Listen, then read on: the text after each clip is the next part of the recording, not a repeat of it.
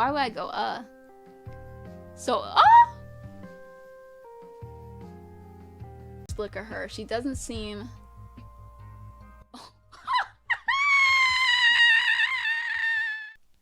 Hello, I am Loner Film Games, and my name is Book.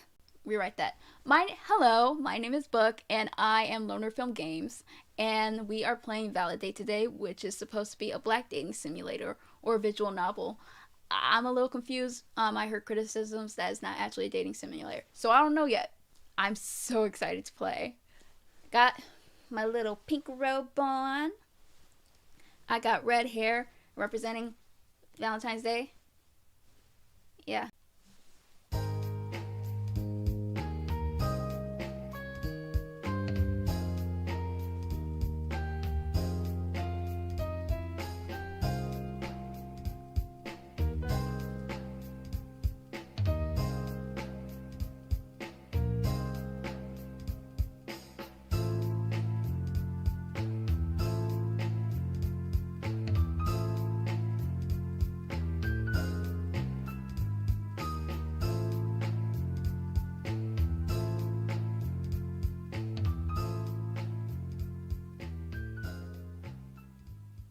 Hope you guys enjoyed that little intro because I'm about to turn it way down because that was so loud. I don't know if that was loud for y'all. Okay, now we are getting in the game. I'm so excited to meet these black people. Some of them are black. Are most of them black? I think maybe most of them are black. And then there's one white guy. Which, you know, white people exist. We can't escape them. So, you know, it's good to have diversity hire. And let's get into it. Start. Okay, manager at Bop. Okay, manager at Popeyes. Malik Patterson. Malik. Oh, it's not even Patterson. Okay, let me start over. Malik Patterson? It has to be Patterson. Malik Patterson, manager at Popeyes. He, him. I don't know what that phone symbol is. What does that mean? What does that mean? Oh! Wait. Confirm. What are we confirming? Oh, maybe we have to finish these? I don't know. I keep getting distracted. Okay. Men stay in touch with the girls they never should have cheated on and get mad when they file a restraining order. Trash ass mixtape, kill your producer. Inaya Saifi? Inaya Saifi? Inaya! Food scientist. She-day. 25. Virgo? That's probably what that is. I don't know. Pakistani. Original croissant dropper. STEM blogger during the height of 2014 Bumbler. They say blocking is the best way to win an argument, but that's just cowardice talking. But they're giving me two options, so do I choose who I want to go with? Because honestly, I want to talk to Inaya.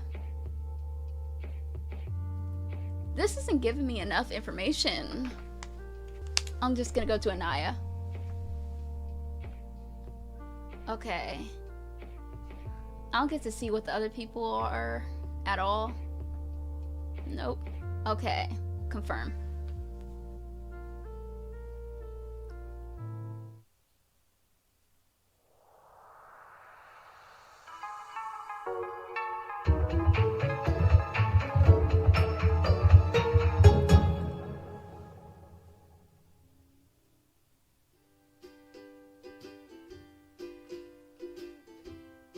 Welcome back to Naya's Noms, a cooking show that is a lot less cute than the title might suggest. Gonna move my face cam again. Welcome back to Naya's Noms, a cooking show that is a lot less cute than the title might suggest. Oh. Am I about to comment? We're slaves to algorithm here, boys and girls. Today, we're gonna be making a basic-ass tomato sauce. Because some of the questions I got after last week's Penny a la Vaca who are absolutely ungodly. I hope I said that right. What is this? Should I click it? Oh, that's my phone! Oh, there's nothing in it. Home button? Where's my home button? Okay.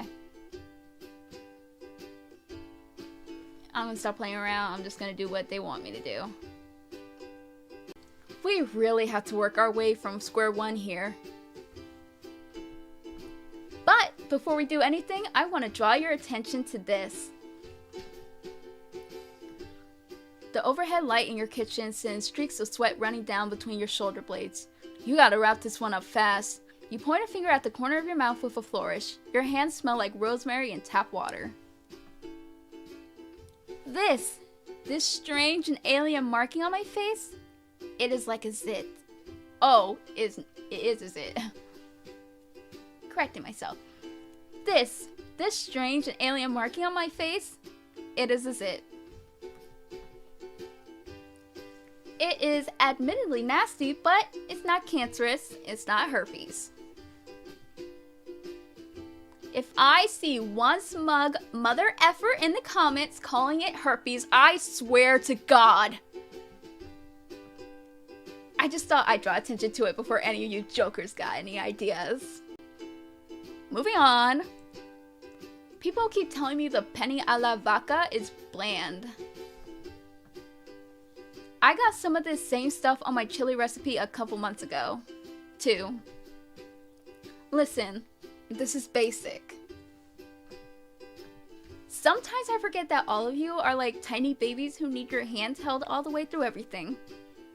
Would she say it that vindictively? I don't know. That's how I'm saying it. Oh, she is. She definitely is. Don't choke on your pacifiers while I chop this garlic. You went internally. That might have been a little much. Your brand is irreverent scorn. Definitely. But you should have saved that one to run past Alex. He's your test audience of people who have never cooked a thing in their lives. You've got to bloom spices with heat, okay? That's how you bring out the flavor. That's why garlic always goes in first. It's gonna taste like garbage if you don't activate it. Cooking is 100% chemistry. I know I say that constantly, but it's true. You glance at the page views. Ugh, that's about half as many as you got for your last video. You glance at the page views. Ugh, that's about half as many as you got for your last video. You don't usually check analytics while you're live. You're not a complete amateur, but you really aren't feeling it today. Hence that low-hanging fruit herpes joke. True, you do have a nasty zit by your mouth, and true, some guy is absolutely gonna comment on it, but it would probably have been better to just cover it up with makeup. Whatever. It's over now. No point agonizing over it. You'll burn yourself. You settle into autopilot, chopping and sauteing and talking the whole time. You can make this tomato sauce in your sleep. You've done it so many times. Throughout undergrad, you mostly lived on pasta and eggs. Not together. Well, sometimes together. You keep up a steady stream of nonsensory through the video, babbling about the weather, the pair of running shoes you busted open the other day, and that last terrible Star Wars movie. I'm sorry I'm censoring myself so much. I feel like if I say it, I'm gonna get in trouble. Anyways, let's keep it moving. Also, I'm now figuring out, oh, this is a visual novel. We actually are the characters. We are the struggling singles. So that's great. I'm Pakistani now. I hated the joke as soon as it came out my mouth. Anyway, let's continue. People always want to know your opinions on media, or they think they do until they actually hear them. Then they often want to return to blissful ignorance. Screw them. Your opinions are great. The public are just weak and foolish. They will never survive the winter. You succumb to another moment of weakness and glance at the chat.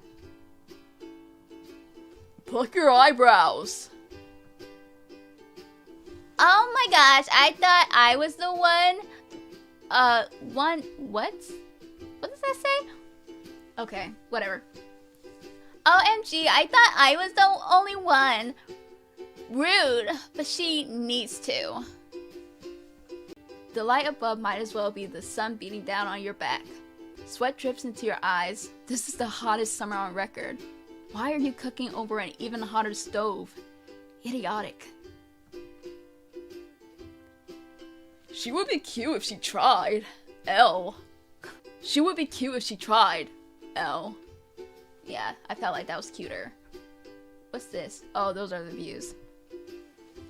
You toss the pasta into the boiling water. It hisses and spits, burning the back of your hand. You want to hiss back, but you hide it from the camera.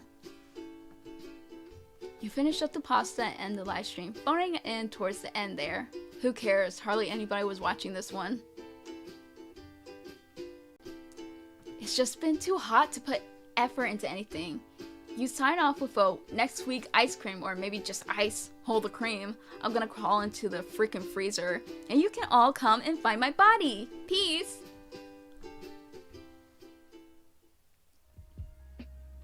You taste the sauce. Terrible. Nothing you make in your lives is ever edible. It's flawless even if you follow every step perfectly. Exactly how will you do it on your own? It never turns out right.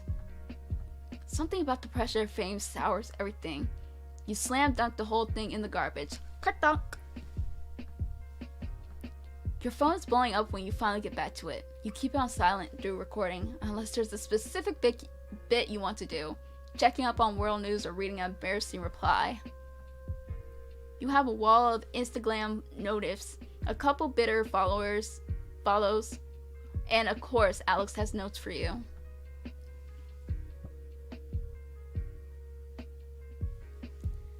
Wow, you were really on your stuff today.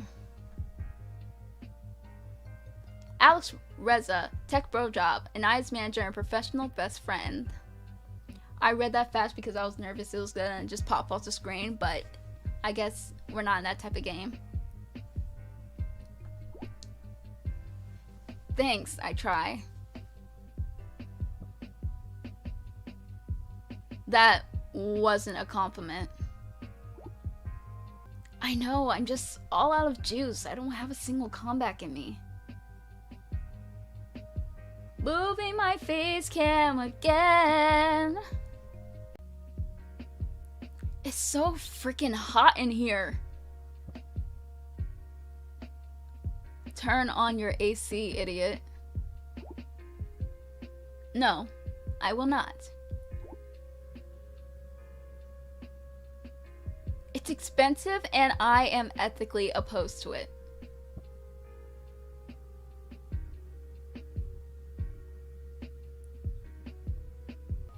One person running their AC occasionally is not going to make a difference in global climate change, I swear to you.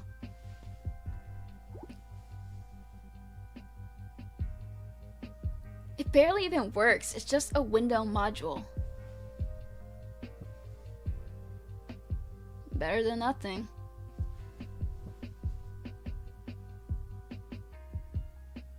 You need a new one, it's not like you can't afford it. I'll consider it. You won't, though. Not a chance. And if you try to explain why, Alex will just call you an edgelord, which, okay, maybe you are, but that's beside the point. Just the idea of turning on the AC when it's not necessary just absolutely disgusts you. Just like taking an elevator when the stairs work just as well. It's why you never buy pre-shredded cheese when it's perfectly acceptable to just shred on your own. You aren't a Luddite?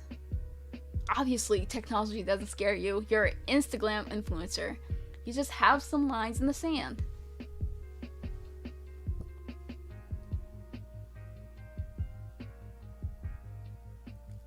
I'll let you know when I'm done going through the comments.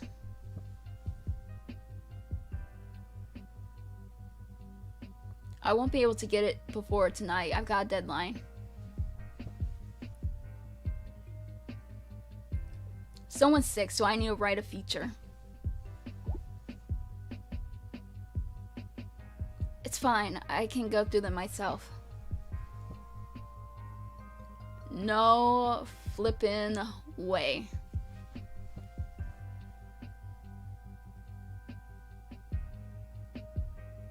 We talked about this, and that was one of the things you are not going to do. You signed that contract. He's right. You did sign it. Fine. This art is so cute. All the art in general in this game is so cute. You type out the answer and toss the phone on the couch. You toss yourself down after it and then struggle out of your clothes as much as you can, letting your overalls hang down loose. The overhead fan needs to be turned off while you're filming, but you slap it back on. Sighing as it cools the damp patches on your neck and forehead, you raise your arms over your head so it can get your pits. You need to clean up the kitchen and yourself. You don't remember the last time you washed your hair. Initially, working from home had been such a tempting prospect, and you've been so absolutely certain that you weren't going to turn out to be one of those suckers who need a rigid capitalist structure to keep them on task. Oh my gosh, that's such a mood. And generally you don't. You're just pretty bad at showering if you aren't going to see another human.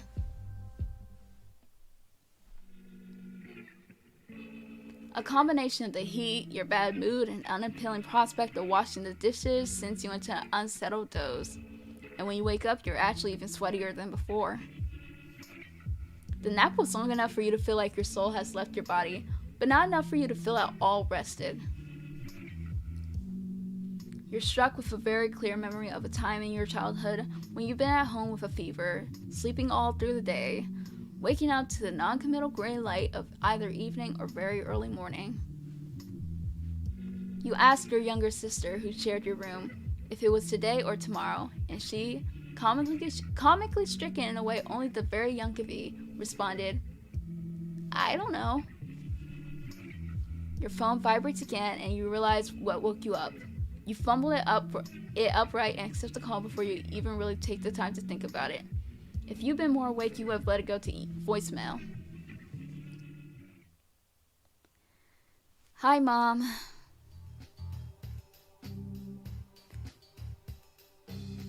Ayana Saifi. Scheduler. Naya, are you sleeping? Huh? It's too early to sleep. Aren't you going out? It's Friday. I wasn't sleeping. You struggle upright and grope around for your laptop to check the time, annoying that your only time-telling device is currently being utilized for your communication. Incredibly insensitive of your mom to insist on calling you like it's 2005, but she hates texting. You kind of hate it too. It's just the only way to keep in contact with anyone. How's work? I haven't watched your last few videos. I wish your audience didn't swear so much. You swear. Yes, but I don't swear at my daughter, do I? Jerks are just part of the business. And I don't go through comments anymore. I hire someone to do that for me, so I don't care what they say.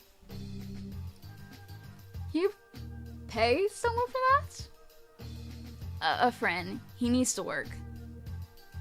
That's nice of you. Is he in school? Why do you care? Well, he doesn't want to be a professional comment checker forever, does he? He's in the same culinary program I was in. And he's got his own parents to get on his behind. You're right. It's none of my business. Point taken. That. You squeeze your eyes shut. You're too exhausted to fight about nothing. Did you call for something specific? I was just about to take a shower. Oh, oh, gosh darn it. I'm so glad there's a rewind button. I clicked too much. Oh, I was just going through the dire situation in my closet. I haven't cleaned it out in almost a decade. Can you believe it? Your father always gets so annoyed when I move things around. Oh my gosh, this music. This music is overwhelming me. I was wondering if you'd like me to send you anything before I donate it to charity. My things are so nice, but I'm a little too old for them. You mean like dresses? I don't think any of them would fit me. You're skinnier than you were the last time I saw you, though, aren't you? I've been keeping an eye on a head book.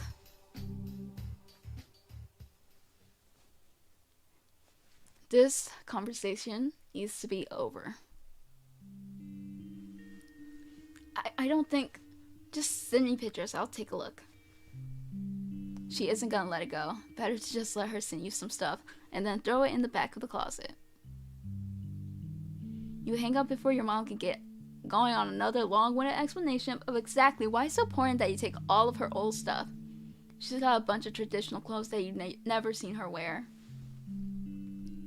but insists on keeping like a little piece of Pakistan wrapped up carefully and set under glass. You hope she doesn't want you to take any of it. You lay back down on the couch on the opposite end to avoid your sweat mark, staring up at the ceiling until you feel yourself start to go cross-eyed. You pick up your phone. You got a new message.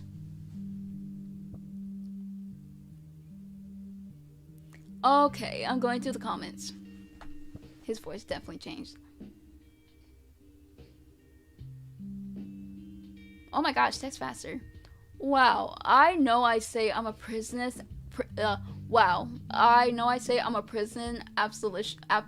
abolitionist. I know how to say that word. I'm gonna do this right. Hold on.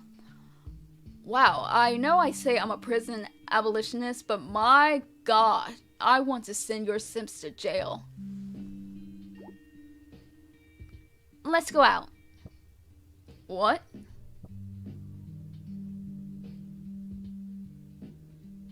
I thought you wanted me to do this as fast as possible.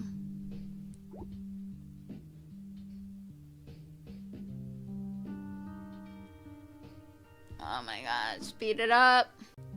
Forget that, actually.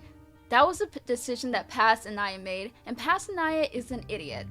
President Naya is smart and wants a beer. Well, okay. If you're driving. Oh, they're texting on Discord?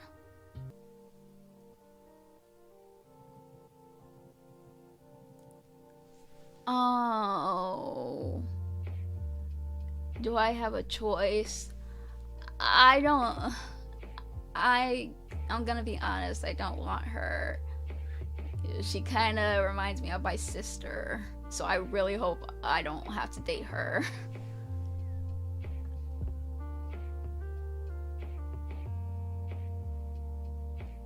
I did not select that. Okay. Yolanda Cerise, hairstylist, she, her, 28.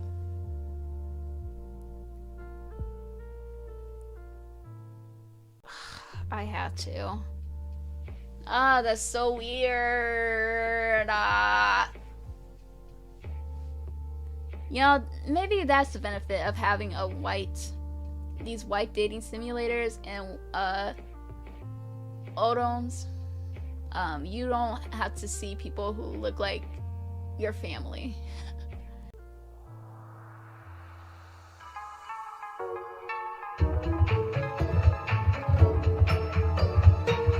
Drugs, ableist language.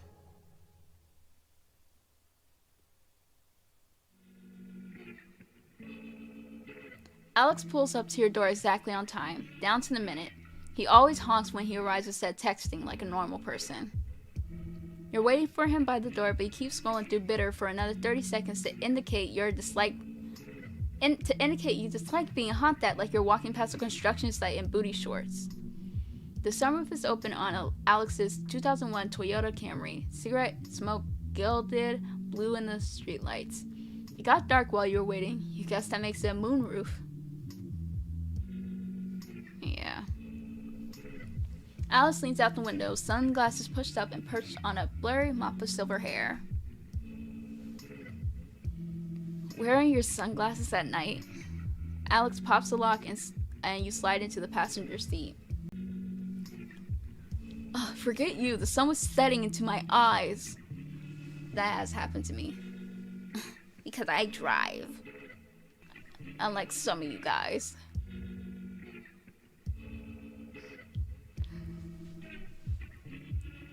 Where are we going? It's a surprise. I hate surprises. Oh, I know.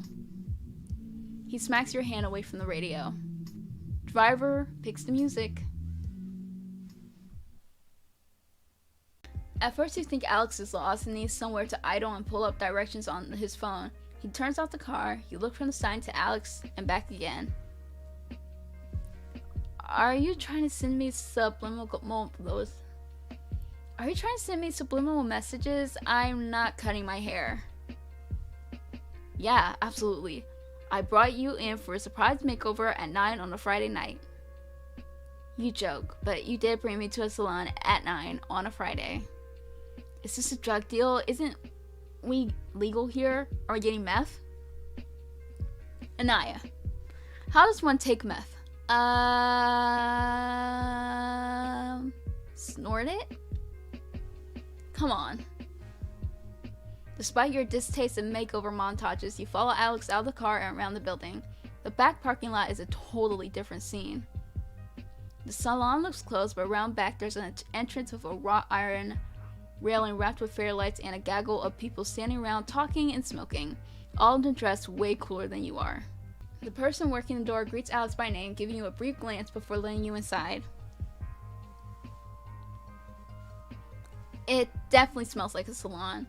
Hairspray and bleach, but the back room has been turned into a little performance space, complete with makeshift stage and mood lighting. A girl is selling beers out of a cooler in a corner, and a couple guys in rody black are setting up a sound system. You sit at a small round table and Alex buys you a drink. The place isn't huge and it's filling up fast. You had no idea something like this was here. You don't go to salons, you haven't cut your hair in years. Do a bunch of shops in towns have places like this? Is there like a freaking cabaret going on in the back of Lawn Depot? You really are being weird. I know, still on the phone. What do you mean? I brought you to what is very clearly a slam poetry event and you haven't made one snide comment. Clearly you are fake Anaya, and real Anaya is lying knocked out in her apartment. You must have stolen her overalls. You are so absolutely not gonna take this from this curly haired... I don't even know what to replace that word with. Y'all got the vibe. I don't know what I've ever done to give you the impression that I think that I'm too good for slam poetry. When have I ever said that? Don't answer that. Your whole vibe is the vibe of a person who finds slam poetry deeply cringy. Slam poetry is deeply cringe. Alex makes a gesture with his beard that says, case in point. You rub at your forehead. If you were so convinced that I wouldn't enjoy it, why did you bring me? Alex shrugs. What, you thought I was gonna change my Friday night plans just for you? The little smile hovering around the mouth of his beard lets you know he's joking. Dickhead, just so you know, I'm actually way more cool and open-minded now. Oh yeah? When did this happen? Just now. I decided I'm open to new experiences. I'm doing intense, irrefutable character growth as we speak. That's relief. Like, for instance, I didn't complain when you bought me a freaking IPA. I'm drinking it, okay? I'm drinking a beer that tastes like a whole flower garden in the name of broadening my horizons. Yeah, you deserve the Nobel Peace Prize. I was thinking some kind of cultural reward. Or like a literature award, Newbery Medal for great character growth. For drinking bad beer and participating in the corniest public activity known to man.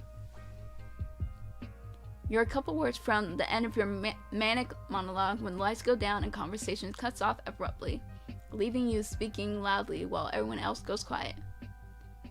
Corniest public activity known to man echoes out across the room like a fart in a bathtub. Suddenly, every cool person in the salon is looking at you. The jerk. The sloppy girl in the overalls and scraggly hair here to talk mess. You should probably leave now. It should probably melt down into your component parts, a liquid of carbon-based life form. Oh, there are choices in this game. I'ma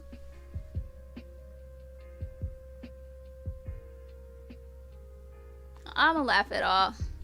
Pretending it didn't happen is so awkward. Ha! If you want to, I can get up on stage and say it again. Nobody laughs. Dang. Dang. You should stay quiet. You are not winning friends and influencing people. Everyone's focus shifts to the woman coming on stage, and you do not blame them in the least. She's pretty. High cheekbones, big striking eyes, and quiet self-assurance radiating from every motion. She adjusts the mic stand, shakes out her braids, and leans in to speak.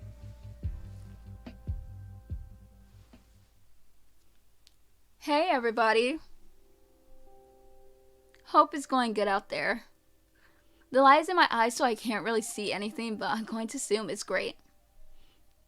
That gets a murmuring laugh from the audience. Whoever she is, she's popular. For those of you who don't know, I'm Yolanda, owner of Dispute Salon and founder of Jersey City Slam, a weekly free evening of poetry and music. If someone charged you a cover fee, sorry, but you got scammed. The crowd laughs again. Clearly, this is a running joke that you are not in on. Despite what you said to Alex, you do think it's a little terrible of him to just bring you to a place where he knows everyone and you know no one. Not that you really have that many friends offline. Whatever. All that talk about character development was just blowing smoke up his behind. But it's probably not a bad idea. You could stand to be a little more open-minded. To that end, you attempt polite focus as applause greets the end of Yolanda's intro and the studio lights darken. It's surprisingly not terrible. Definitely not something you come to by yourself and you're not sure if you come back, but the talent level here is high enough that it isn't excruciating. There's a couple singer-songwriter type acts and some decent freestyle rappers. Even if the crowd gets too rowdy for you to parse every word, some of the poetry is good, if a little dramatic for your taste. Towards the end of the set, the lights go down even further. You're on your second beer, just chilling, when Yolanda gets back up on the stage. The crowd applauds harder for her than they have for anyone else. Hey y'all, I got a new one for you tonight. Aren't poetry people supposed to snap? Huh? You know, snap your fingers so people can hear the poetry. I don't think anybody actually does that. They do, actually. But I guess not here. Well, maybe they should. We should start it. You are welcome to snap if you want to. No, we have to snap together. If it's just one of us... Shh. Anyway, yeah, here we go. Hopefully this one hits and isn't. Her eyes flicker briefly in your direction. Corny. You're back to wanting to sink it to the floor. Oop. Oop. You heard that? Oop. Well, what are you gonna do? Alex snorts. You elbow him in the shoulder. You need to have a talk about what loving and supporting your socially maladjusted friend actually means, because it sure isn't this. But Then the lights go down and Yolanda starts to speak, and it's like flipping a switch. The audience might still be making noise. You honestly have no idea. At this point, you could be hit by a 10-foot wave and you wouldn't even notice you were wet. It's not the words to the poem, though they're pretty good to your amateur ear. Dark shades moving through a bright day and leaving no shadows. That sort of imagery. And it's not the way she looks either. Although she looks good, there's something in the way she speaks. A clear intonation to her words, a cadence to her gestures. It's confident, but it's also the opposite, that indifference. She has something to say, and she's going to say it, even if no one's listening. If Yolanda were performing to an empty room, she'd give the same energy, the same calm assurance that her words have value. To someone like you, ever fidgeting and vamping, trying not to look at your accounts, ignoring bitches' comments from out of the corner of your eye. Aware that it's only a matter of time before someone comes along and tears all the success out of your hands and scatters it to the wind. It's humbling, to say the least. Her performance winds down, but she maintains intensity all the way through. When she finished, and the lights come up, you sit in thunderstruck silence as everyone around you applauds politely. You might manage to put your hands together a couple times. There's no way you only had 2 beers. Where's the ABV on this bottle?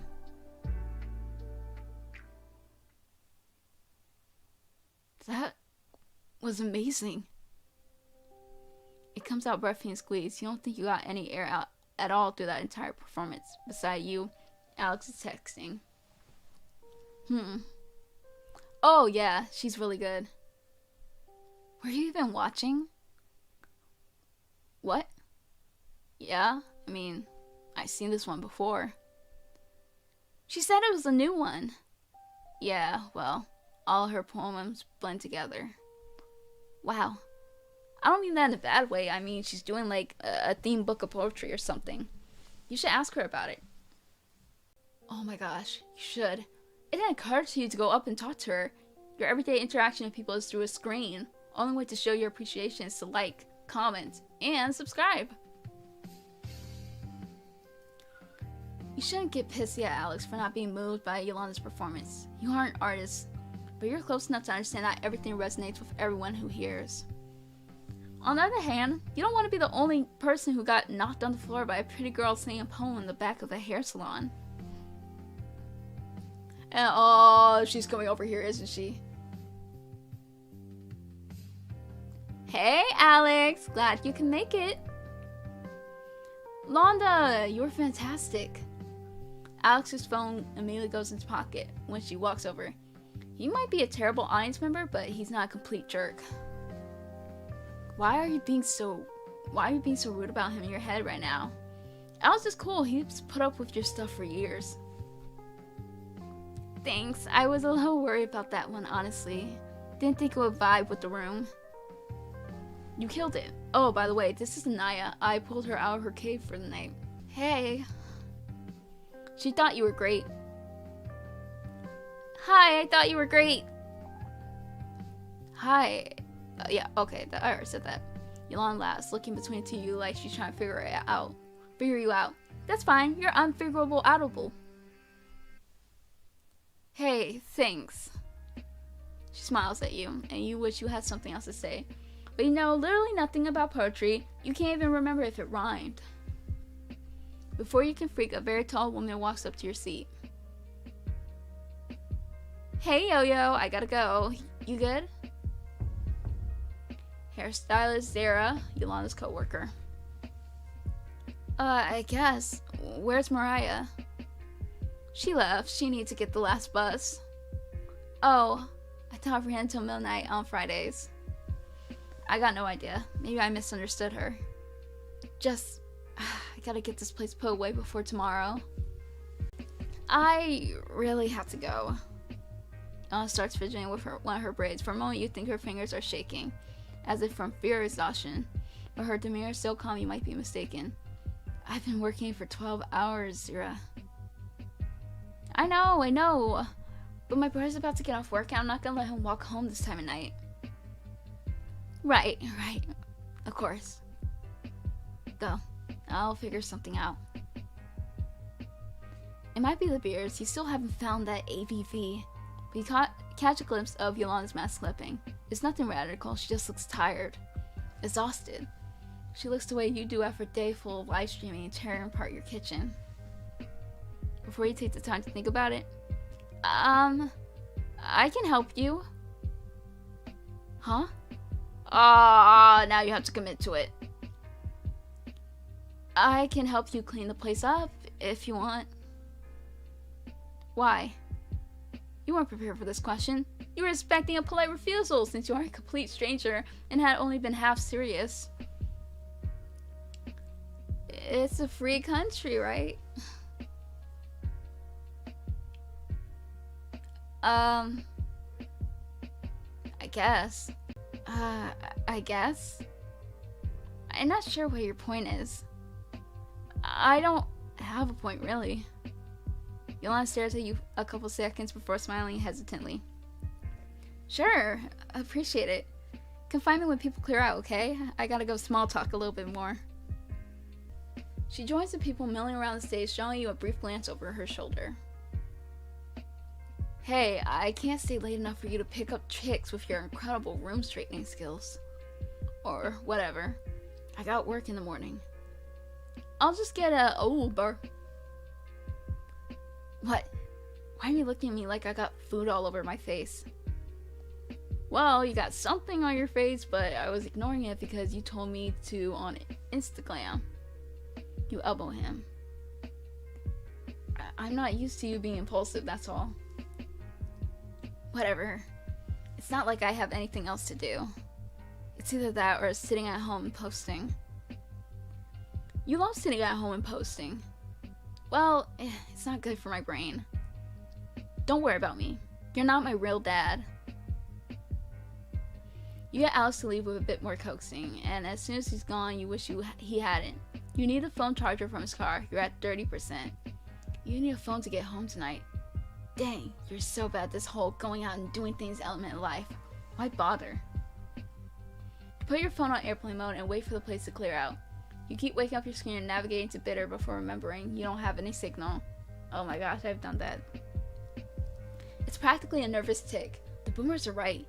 You really do be on that phone. Luckily, now that the beers are sold out, people start to leave. And then it's just you and Yolanda and the mood lighting. She's counting cash from the makeshift bar with quick practice flicks of her fingers, stacking the bills in neat piles. Then she stands over the cash box, head bowed like she's praying, or thinking, or resting her eyes. You get the sudden impulse to part her hair and get a look at the nape of her neck. An intensely creepy thought to have.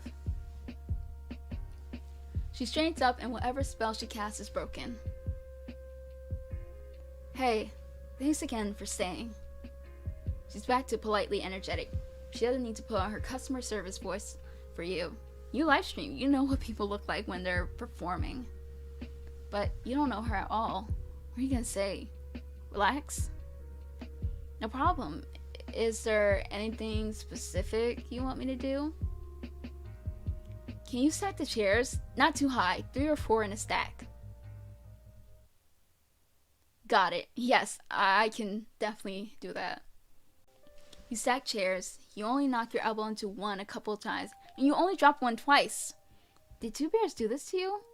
You are a little old lady. You are a little old lady. You are a little old lady. After you're done with the chairs, you sweep and take out the trash. You hate doing chores, but this is way less awful than doing them in your own apartment. Maybe because you weren't the one to make the mess in the first place? Why clean up when you're just gonna get everything messy again? Clutter doesn't bother you like it seems to bother most people. It drove your mom crazy. When did you start writing poetry?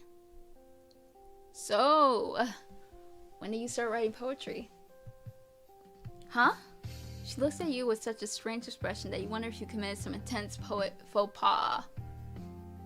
Sorry, I didn't mean to make like first date small talk. I was just wondering. I liked your poem a lot.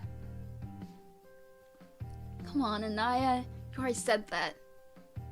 Lana smiles again, looking slightly relieved, like she was worried you were trying to catch her in a lie. Oh, I don't even really remember. I've been scribbling stuff down since I could write, I think. I used to carry notebooks with me everywhere I went. I mean, I still do that, but I use the notes app on my phone too. Well, I've never written a poem in my life. I mean, I guess I've written a roses are red, violets are blue type of poem, but that's it. Yolanda shrugs. To be honest, anyone can write poetry. She says it like she's had this conversation before. A lot of people must tell her about their poetry. What else do you say to a poet? Oh, probably not everyone. There are so many people who barely have a personality. Yolanda laughs. One loud ha. I know that's right. Man, I don't mean to be rude or anything. Like, this is a safe space, you know? I don't want people to feel like they can't come here and be their true, authentic selves. But some people's authentic selves are boring. Lana closes the cash box and comes over to hold a dustpan for you. You sweep up a cocktail of dust, bottle caps, and little bits of plastic. We used to get this one girl, pretty young, like 21 or 22. You're young! What are you talking about? Like 21 or 22, and she always show up and just do these crazy long poems about the same dude. He sounded really weird, like he had birds. Way too many birds. Wait, she talked about this guy's birds in her poem? Gosh, yeah. Literally in every piece. Maybe he cheated on her with a toucan. A toucan. Yeah, she didn't last that long, but I think about her all the time. Whatever you are, wherever you are, bird girl, I hope you're doing good. Pour one out for bird girl. The two of you finished to clean up, and now that you bonded over making fun of some random girl's terrible poetry, Yolanda has warmed up to you. Not that you think she just super likes mocking people, it's more that complaining can always bring people together. Back in college, the single easiest way to start a conversation was complaining about the syllabus, the professor, the long distance between buildings on campus. That's so true. That is literally the only way I was able to communicate. I was like, oh my gosh, doesn't this thing suck? You used to be good at making friends. You're not sure what happened. You kept snatching glances. That can't be right. You keep snatching glances at her while you worked. Not to sound fake deep, but ever since you were a teenager, you've only been attracted to people you were intellectually stimulated by. You hate hearing how that even sounds even in your own brain. Like you're one of those sapiosexual dudes, but it's true.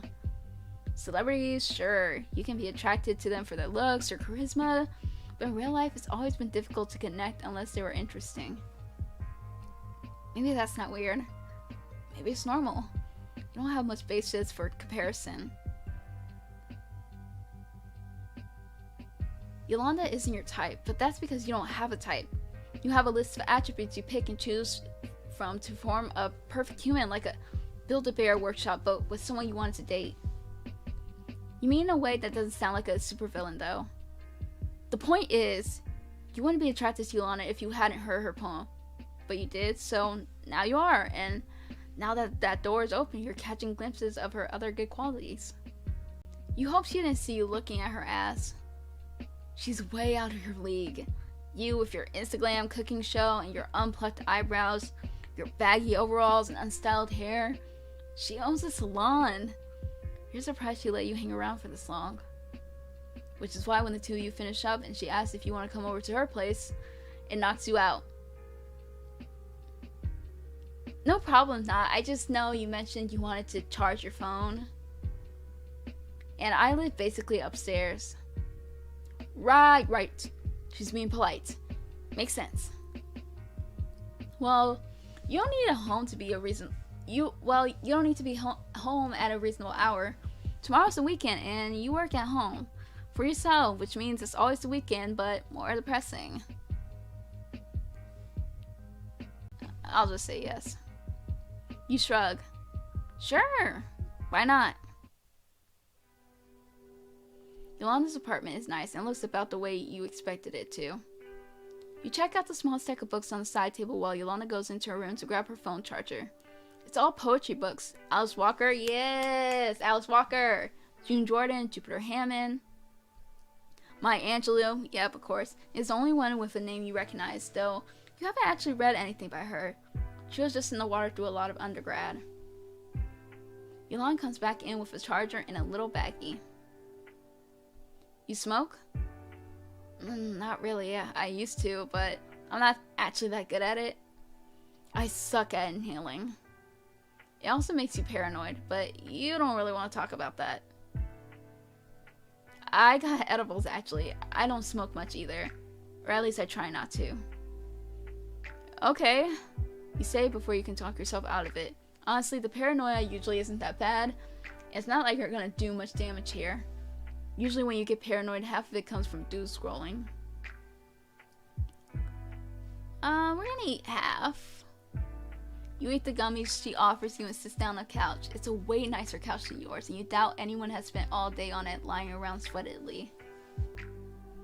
Yolanda puts on some music, something cool and trippy that you're neither cool nor trippy enough to recognize. She sits down next to you and notices you looking at her stack of books. I promise you I read them. They're not just there to make me look smart. We gotta X out this one. Let me tell you what my roommate said. She had a bunch of these books about being a better white ally. And she looks to me and she says, yeah, I don't actually read them. I just think it's good to have. Let's continue. Because no, let's not continue. Because a bunch of y'all are liars. The ones with the books about allyships, y'all are liars. I want y'all to repeat 5 things you learned from those books, because I guarantee you they won't be able to, because most of them are lying. They just want to have it to seem like they're actually putting effort, but they're not. They never are. I shouldn't say never. Some of them do. But they got that basic, what is it called? I forgot what the book's called. It's the one on every like fake white allies shelf.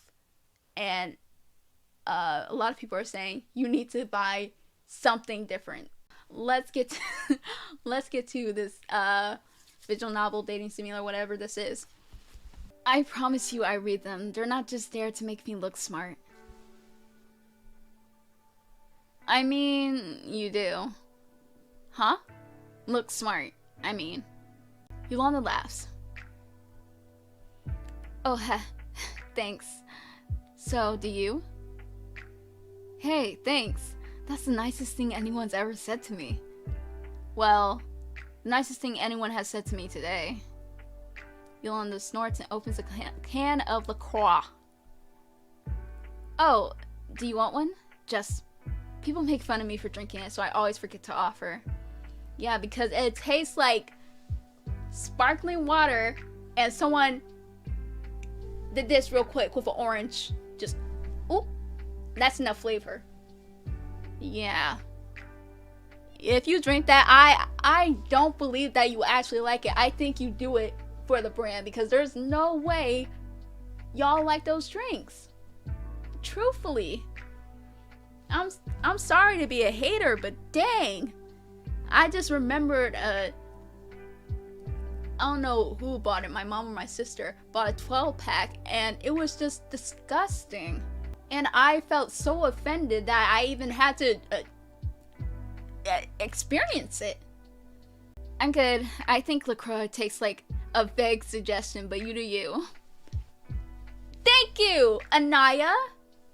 Yeah, me and Anaya. Let me repeat this line so y'all can hear it. I'm good. I think LaCroix tastes like a vague suggestion, but you do you. See, everyone is so mean. Yolanda would drink LaCroix. She just seems... I'm sorry, I'm not supposed to say the actual thing. Yolanda would drink LaCroix. She really just seems like the type. It fits her perfectly, whatever that type is. You're not actually sure. You wonder vaguely if you are her type, but then you reason that it doesn't actually matter, but like, of course you're not. You don't really think you're anyone's type. But of course, it doesn't matter because you don't care. That's not why you're here. You've just been staring at her like an idiot. You good? Yeah, I was just thinking, it's actually super easy to make infused seltzer. Like, agua fresca?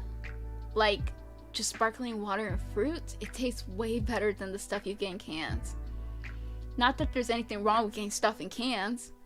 I should do a show on agua fresca now that I'm thinking about it. A show? Oh, I have an Instagram channel where I do cooking lives. Stuff like that. You pull out your phone and bring up your page. You've got a ton of comments that Alex hasn't managed to go through yet. And a couple theme M's. People trying to correct your technique, calling you a jerk, or offering you bad promotional deals. Ooh! She takes your phone and flicks through your gallery. Oh my gosh, you're that Anaya. Alex has talked about you before. He works for you, doesn't he? Kind of, yeah. He just moderates for me. I'm not like his boss or anything. I don't know why I didn't think about it before. I guess I just think of you as Naya, because, you know, Naya's noms. Yeah! The name is stupid. It was just a joke. I didn't expect it to turn into a whole brand. I think it's cute. Yeah, that's why I don't like it. Yolanda tips her head to the side looking at you. You don't like being cute? You shrug.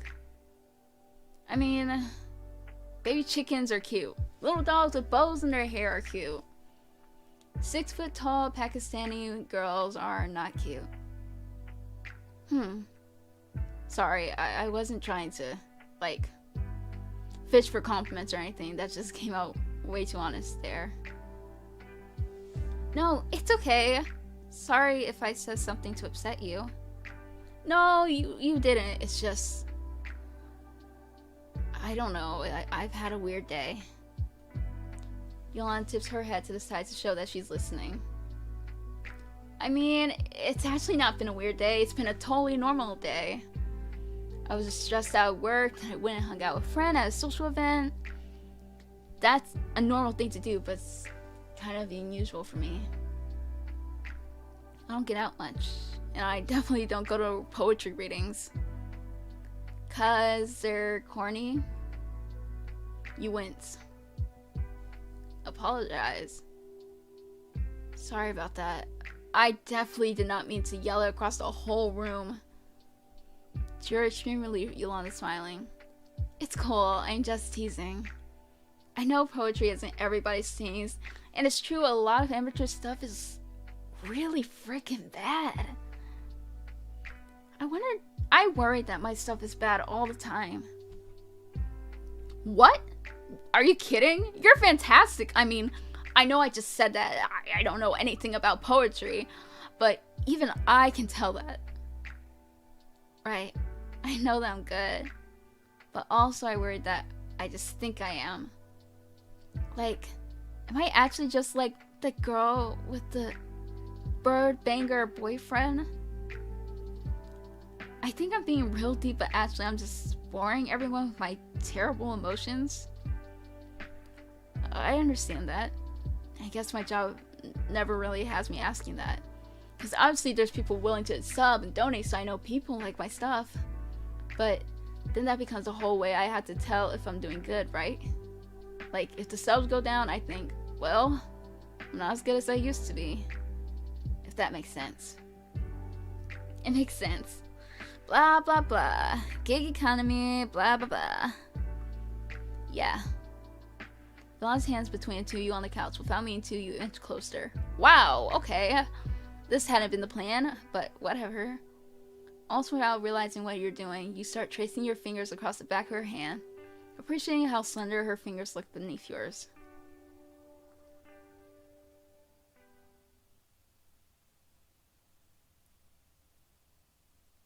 Yolanda. Anaya. Y'all are cute. I'll admit it. Even though You still look like my sister. I can admit, y'all seem like a cute couple. I just wish it didn't use words like you. Wow, you're more stoned than you thought you were. See, this is why you don't mess with edibles. It always feels like nothing, and then you could communicate with the squirrels that live behind your house. Oh! I'll let y'all, matter of fact, I'll let y'all get the full picture of it. Come on now. There y'all go. Okay. You kiss her before you can think better of it. She makes a brief noise of surprise before her mouth opens against yours, and she leans into you a little. As you could have predicted, her mouth does not taste like anything. Because neither does LaCroix. Oh my gosh. That's so funny. She makes a little sigh, like capitulation? Never heard that word before. Like a shrug, and climbs into your lap. Her hands rest on your shoulders almost politely. You try to remember why you started to kiss her. Why you even pushed the car down this freaking hill when you have no idea where it's gonna go. Not that you don't know what you're doing. You've hooked up with girls before. Trust. But you can see this trajectory as plain as day. You'll kiss some, maybe mess around, and then what? It'll be awkward.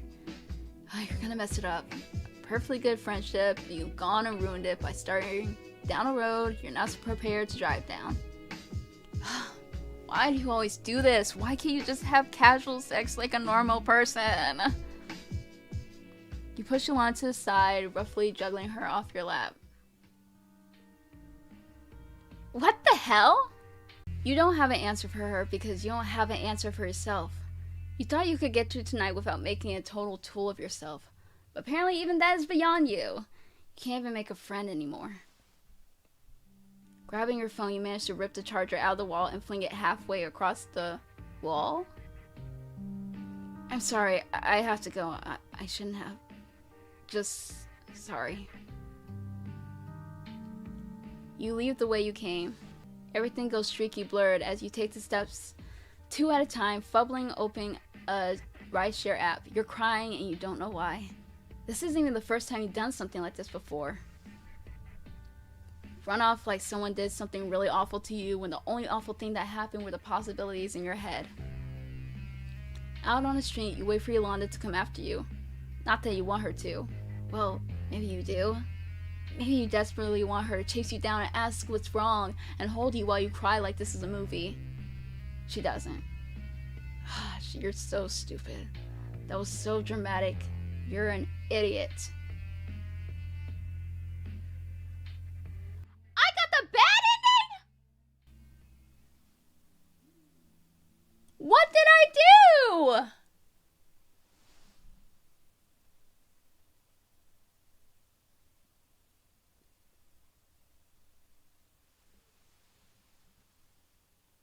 How did I mess up?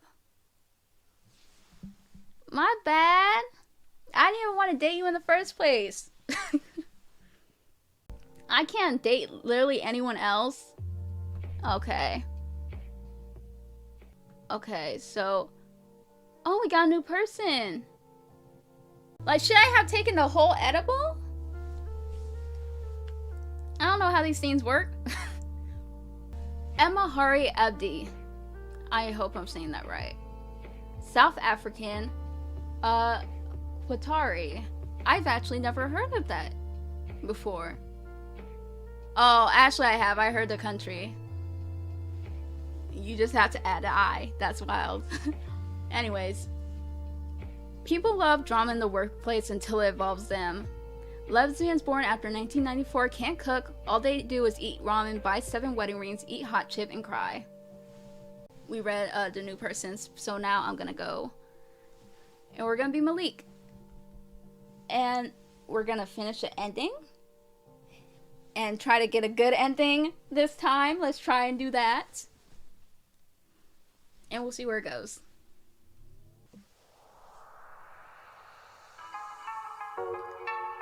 Meeting Malik. Written by Danny Lalanders. Alcohol. Thursday evening closings are always the best because you know you never have to work the next day. You are set your own schedule being the manager of this fine establishment. Your boss always complimented you on how well you ran this place while keeping it somewhat clean. You don't value your job and you do the bare minimum to get by, but you somehow bull stuff enough to the point where people can't tell you that you're bull stuffing. That is a major win for you. You double check that everything's clean up before locking up for the night. Without the weak light of the exit sign, it will be pitch black out front. It's giving strobe lights. It's not like you need it anyway. You know this place like the back of your hand. Navigating through the darkness to the back entrance with your bag slung over your shoulder, you slam the door shut before making your way to the car. The parking lot lights illuminate the path towards your car, the lone car in the empty parking lot of the Popeye side. You glance over and see a few cars scattered near the bar. Your feet stop as you ponder grabbing a drink before you head up. Driving under the influence is probably not the best idea. You've already got a bottle at Benny's. You already got a bottle of Benny at home with your name on it. You do have tomorrow off, so you think you can drink on a weeknight without feeling too much guilt. Besides, you haven't had a chance to work on music all week, and a bit of sipping while doing so won't hurt anyone. You keep it moving. Your phone, you dig out of your pocket to see who thinks they can text you this late. It can't be the group chat because you always have that muted. No disrespect to the homies, but your phone is too busted to handle all of those notifications. You do manage to check it every few hours, even while at work though. It's Alice, baby mama number 2, texting you. You really want to do nothing more than put your phone on Do Not Disturb and head to your car, but she knows where you live, work, and hang out with your homies, so you decide it's better to just hear her out. I had to put my phone on Do Not Disturb. That reminded me. Let me put my phone on Do Not Disturb, because I'm about to get a copyright strike for my ringtone. Oh! And we're not dating her? Hey, mind watching Rhea tomorrow? I got a concert tomorrow evening. We have a kid? Alice Brown, rapper, Malik's ex-girlfriend and mother of Rita Patterson. You sigh, scratching the back of your neck as you think of a response that won't get you in trouble. You two just made up not too long ago. The last thing you need is a passive-aggressive Alice. You already lost a few followers from the last bitter fight you two had. You ultimately decide to wait a bit. She's the type to go back on her word if you don't respond. You finally make it to your car, struggling to get the key in the keyhole to unlock it. Oh. Dang it. Is it jammed? No way. Every time you just want to get into your ride and head home, it's always got to pull some stuff like... Never mind. You just have to twist it just right to get it in.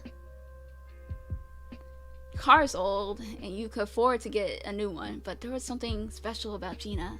Something nostalgic. Almost like magic. She was your first purchase without the help of your parents. Let me tell you, my car is being ran to the ground before I get a new one. I don't care what it looks like. I'm gonna give it 20 years at least. I don't care if I have enough money to buy 5 cars. I'm gonna have that same car for a minute. You'll get one before the winter hits because you're unsure if this one can last another round of snow and the stuff that Mother Nature likes to throw at Jersey. You start your car waiting for it to warm up as you pull out your phone, and to no surprise, Alice has sent a few more texts. I know you saw that. Malik, please, please, I just need this one, please. I'll pick her up on Sunday. I work on Saturday. Take her to your mom's house. She must really need this. It's not like your mom would say no, but honestly, you need to spend more time with Rhea. You did promise you would take her out to see some new princess movie she's been going on about. Fine. But if you subtweet me again, we're gonna have issues.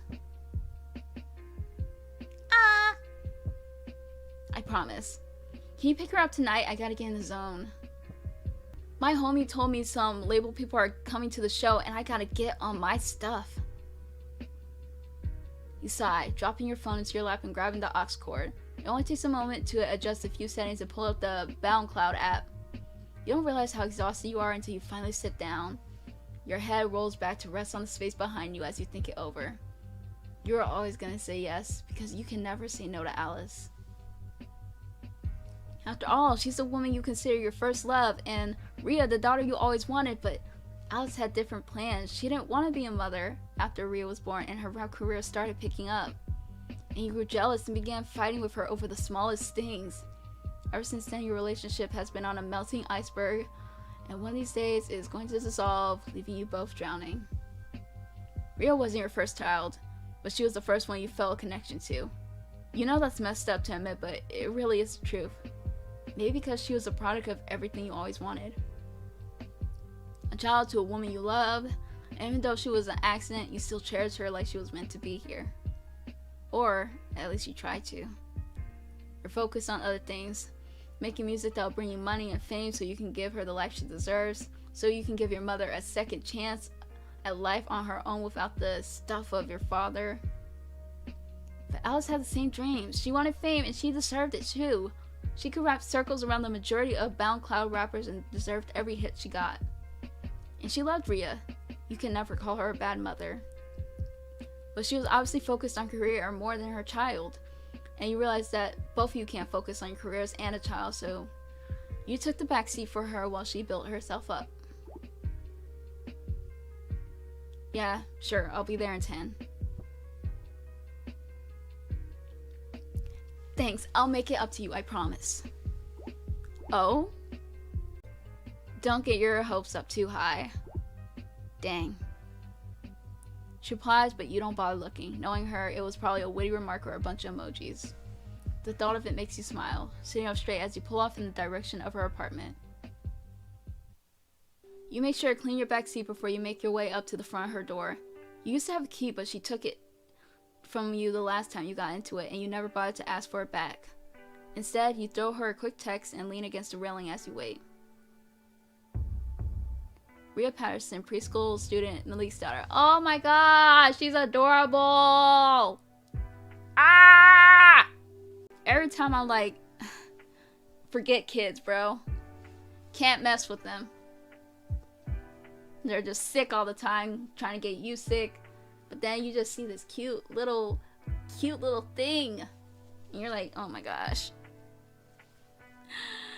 Never enough to make me want a kid. But you know, you can appreciate the cuteness. She opens the door. Rhea is sound asleep against her shoulder. You know Rhea's about to grow out her booster seat anyway, but you're gentle as you take her from Alice and place her in it. You take a moment to make sure she is situated and still asleep before locking the door and making your way back up the steps. Alice is staring at you with admiration written all over her face. For a moment you feel like you're 20 again, taking her out on your first date.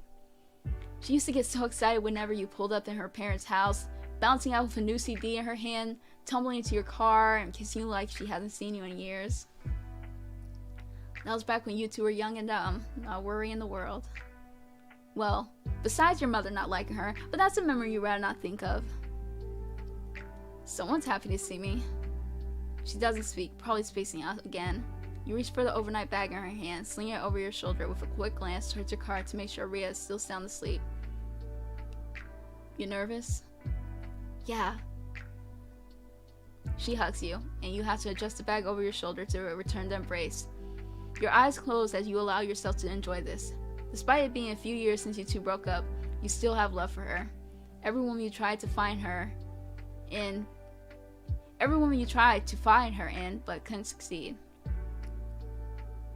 You're the one to pull away, and even then her arms still cling around you, and you have to force yourself to set the bag down to properly hug her, pressing a kiss to her forehead. What if this is the one? What if this is my big break? Then it's your big break. You always wanted this, haven't you? Yeah, but is the game glitching or is it meaning to do double art? Anyways, yeah, but you feel her chest heave against your own, your hand moving to rub at her back. But what about her? It's not like you can take care of her by yourself. Let me start that sentence over. But what about her? It's not like you can take care of her all by yourself. She's right. but still hurts to hear. You both know you aren't fit to be a father, much less the father of two, and she knew you and your other baby mama Tara wasn't on good terms either. I'm stumbling so hard with these words. You pull away, turning your attention towards the car as you speak. You know, becoming famous doesn't absolve you from being a mother. You can't use my own words against me, Malik. I told you the same thing when I found out I was pregnant. She did. And ever since, you've been taking life a little bit more seriously. Making sure you have enough money to take care of yourself and your two kids in case anything happens. Music was just a side hustle that you hoped would make you successful one day. And if it did, well, you would still be a father too, even with a successful music career. Alright, I should go. So soon? You don't want to sit and talk like old times? It's late. The one thing you hate about Alice is how quick she is to turn on you. One moment she wants you to hold her for hours just like things never changed. And next, she never wants to see you again and has blocked you on all social media. And despite one down steps, listening to the distant car horns and light chatter from the neighbors, it's nearly midnight and you should probably get some sleep yourself. Call me after the show or whatever. Yeah. I will.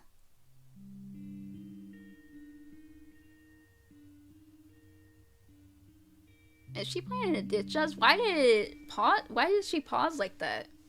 She looks upset, but you can't really do anything about it. Well, you can, but you just don't want to. It may be selfish of you, but you have things of your own you want to do, and you're unsure of how much time you have left before your body shuts down on you. You give her forehead one last kiss before picking up the bag and slinging it over your shoulder. Once you reach the bottom of the steps, you look back to her, still standing there, leaning against the doorway as she looks at you. Her usual smile, the smile you fell in love with all those years ago, is gone. You feel guilty, but not guilty enough to do anything about it.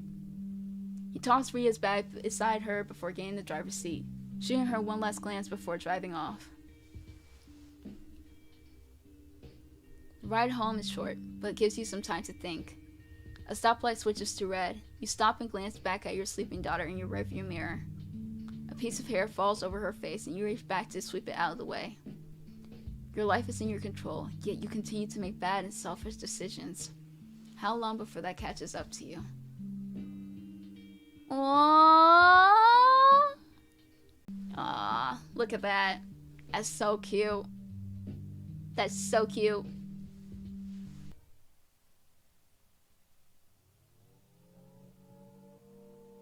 I gotta do this again. Why with her specifically? Ah! I don't want to keep repeating that. Come on, let's go on this date. Wonder where we're gonna take her out on a date.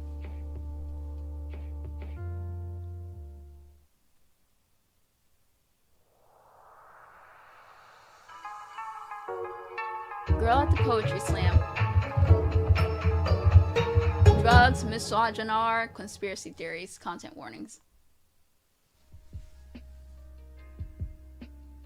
I'm sorry, I wish I could actually have taken myself off the screen in time, but it really didn't give me room to do it, so I'm sorry. In the past few months, you have gotten a better understanding of how life has been treating you.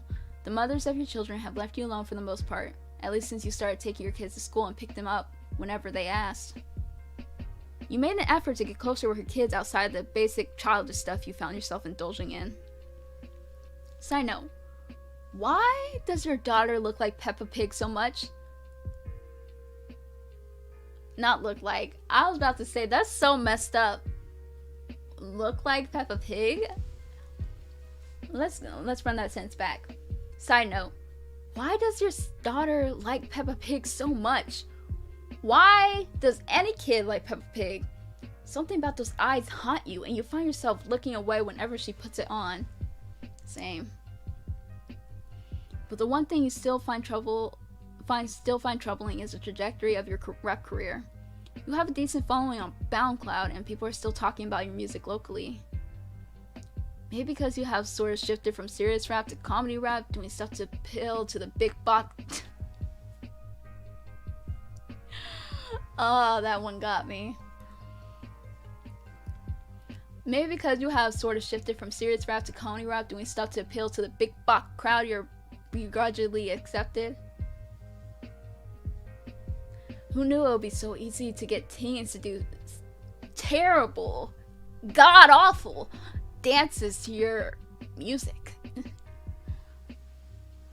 I had to add the words that he didn't really describe it, so I had to add on for him. Rapping off beat on a terrible beat appears to be the pinnacle of music these days, and as much as you hate to admit it, it's giving you a lot more attention than the things you put your heart and soul into. I understand that. I understand that so hard. With this stuff, it takes you maybe an hour top to create a terrible beat with some samples, and the rapping just comes naturally. Maybe you are just meant for comedy rap. You ignore that feeling of failure for the time being. You have things to do and a backpack full of CDs slung over your shoulder. One of the homies told you about this place on the Upper East Side of the city. Not too far from your place, but you still took the trip and drove instead of calling a rideshare. Who knows what kind of woman you can pull at an open mic. Women gravitate towards you and typically stay for a couple weeks until they realize how inconsistent you are when it comes to maintaining relationships. Or until one of your baby mamas, probably Tara, finds out you're talking to another woman and tries to sabotage you because she's an evil woman who only wants to see a black man lose. This is where the misogynoir arc comes in. Oh, that's wild. I'm playing a literal villain right now. Maybe if you had gotten a Ghanaian woman pregnant, your mother wouldn't see you as such a disappointment. Your siblings wouldn't make fun of you every chance they get. You've dealt with enough favoritism growing up with how much lighter your skin is compared to your siblings. Being the only one to get the light skin gene from your great-grandfather on your mom's side. Your parents expected so much from you, but you've done nothing but disappoint. A light-skinned disappointment. Oh my god.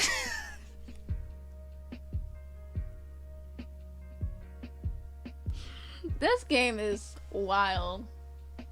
They knew who their audience is.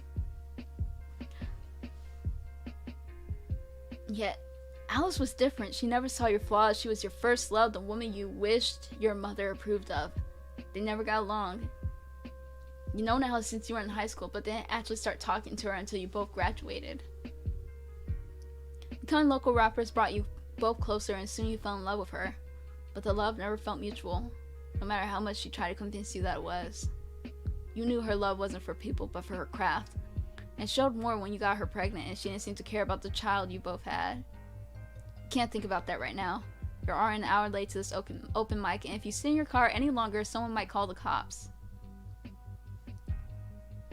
You enter the salon? Yeah, this is a hair salon, but instead of the usual chairs and mirrors, it's rows and rows of folded chairs. The ceiling is littered with spotlights. Bright red neon lights shaped like roses hug the wall. You'll come here with your daughter one day, or you should at least. She's been asking for braids for a while. You find yourself lingering at the doorway, not wanting to disturb the person on stage reciting a slam poetry, and not a very good one, in your attempt to find a seat. So you wait, listening for a moment before realizing you ultimately are not that interested. The bag on your shoulder is slipping. You move your shoulder to adjust it. You scan the area in front of you, and just from behind you, you can already tell you've run into a few familiar faces in here. People you want to talk to? Heck no. But you know they might try to talk to you if you try to perform, even though you may be a little late for that. Hey, who knows what will happen? You didn't realize how long you were lingering near the door until you hear the soft voice of someone speaking right above a whisper. You nearly jumped, not expecting anyone to pay much attention to you. You look down the direction the voice came from. Dang. Hey! You look new here. You want to perform, or are you just checking out the scene? She caught you by surprise, and you find yourself staring a little more than you would like to admit. Starstruck or hard eyes, you really can't decide what emotion you want to portray, or you think you're portraying. What the entire heck is wrong with you? The man who can sling any hoe he wants is suddenly starstruck in front of a woman. A really beautiful woman. Dang it. Oh no, I mean, maybe. I haven't thought that far ahead yet. My homie told me to come here and check out the scene, get my clout up, and pass out some tapes. You a rapper? Kinda, I mean, yeah, I am. Malik the Goots? Been popping on Big Bok lately. Hey, rapper, right. Yeah, that's why you're here, to pass out some tapes and get your clout up. Get some people to follow you on Big Bok, maybe BoundCloud too. Here, take a tape. You reach into your bag, offering her a tape. One of your nicer ones, a sleek case with your name and number, even a heart near the end of it. This one is always saved for the ladies. The look she gave you is typical. You're the only one in the city actively handing out mixtapes, and the majority of people don't even have a working CD player in their cars anymore. You've always considered switching to primarily digital media. But the concept of being unique is what appealed to you. You always stood out, no matter what. And until you find another way to be unique, you'll keep this going. Got a name? Yolanda. You sure giving out CDs is the best form of advertising? You know most people don't even have a CD player anymore. What about BoundCloud? I've been thinking about it. Something about keeping it physical makes it more authentic, you know? What if the white man decides to close the internet and everything we kept on it is gone? At least I still got my music in physical form. You read your fair share of theories about how the internet is controlled by a select few companies who can decide to shut it down whenever they want to, and the thought of that is daunting at times. Losing all your progress, your fans, and haters, it's scary enough to keep you awake at night. Fine, I'll take you up on that. But you can't go around blaming the white man for everything. Are you one of those white people aren't that bad types? You watch as she ponders the question. You're almost tempted to walk away from this entirely, but then you remember she offered to let you perform, and it's probably one of the people in charge here. With the way people talk in the city, you'd rather not have your reputation ruined over this. What? No, I mean, not really. A lot of them are cool. Oh, redo that sentence. A lot of them come here and are pretty cool, but I'm always wary, you know? You know, that's fair. Always wary, always cautious. Yep. She's one of those. Fine, you can't get mad that she doesn't follow your philosophy. Not many people have the IQ to understand it. Yeah, I get that. Sometimes you think everything's going great, and then, bam! The racist. Yeah. They can't take you home because their parents don't like us. I'm sorry that's happened to you. That's really bad. I've had my fair share of my Korean grandmother being like that until I had to remind her that, hey, I'm black. You let out a small laugh at that, reaching a hand up to rub at the back of your neck. You have a little more in common with this woman than you thought you would. Still, treading carefully with the words you say. You can't give her all of you yet. My mom's the same way. Always wanted me to bring home some Ghanaian woman. She still hates my baby mamas, but treats my kids like her own. They're with her right now. I'm not Ghanaian, but I am French and Korean. The colonizer and the colonized. Why would I go, So,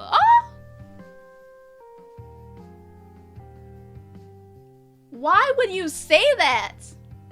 I don't even want to be associated with that, what is being said. Hold on. So, maybe I should have just said, because you're tripping right now, sir. Let's continue. Alright. Let me see if I can, I can PG this. So if I screwed you, will you be considered colonizer? Yeah, I got nothing. Not that I have a problem with that, as long as the homies don't know. It ain't like screwing a white girl again. That was a one-time thing.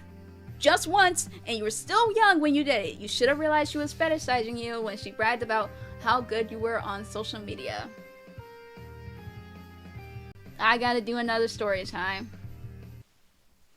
My college had a confession page.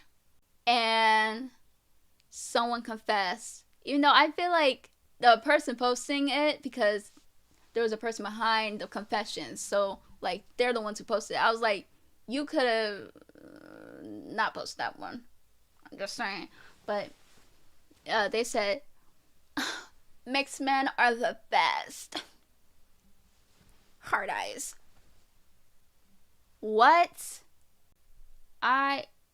It's like,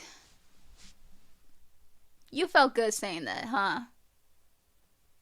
That doesn't seem fetishizing or at all, or that was a compliment? That was a compliment. Didn't seem weird at all. Okay. Story time over. Like, oh my gosh, sir, get it together. Please get it together. I was wondering why people were so shocked. I just remember when people play this game, they're like, oh my gosh. And I didn't remember why. But this man right here, he's different from Anaya. Like, your dick game is bomb, but come on now. Keep that on the down low. I don't mess with men who aren't creatives. But you did pass me a tape and wait. Is she considering messing with you too? Maybe after I give it a listen. You would give yourself a point for that one, but you have been trying to tone down the misogyny lately. You haven't. Sir, I'm telling you right now, you haven't. Got a CD player in here? We can always go to my car and pop it in. Ditch this joint. I'm not ditching anything, but I will head out to listen to this tape. Just 2 songs. Other people still have to perform, Okay. Maybe you should bring out the scoreboard for this one. You always like to log your accomplishments, and so far you have 2. Malik 1, Yolanda 0. You lead her in the direction of your car after passing out a few tapes to people in the back row. She didn't comment anything on it, so she's probably seen it before. Your car is cleanish. You keep stuff off the floor, but you are a father of 2 young kids, and with that comes spills, pours, and the occasional food stain. But you never know who you might pull. Your mother always told you women didn't like a messy man. You use your remote to unlock the door. Thank God it worked this time, walking a few steps ahead to open the door for her. Welcome to Casa de Malik. You live in your car? Wait, no. You feel yourself flushing up. This is stupid. You never let women see this part of you until you hit the bedroom. What is it about this woman who allow you to be so vulnerable despite just meeting her? Alright, just gain point for that. Malik 1, Yolanda 1. Is she a witch? You heard those were real. Your African mother always told you to stay away from them. You ignore the voice in your head as you put it in your tapes, skipping to one of your more popular songs. So, what do you think? Don't sugarcoat anything for me. You look like a child about to receive some ice cream as you turn to look at her. She doesn't seem...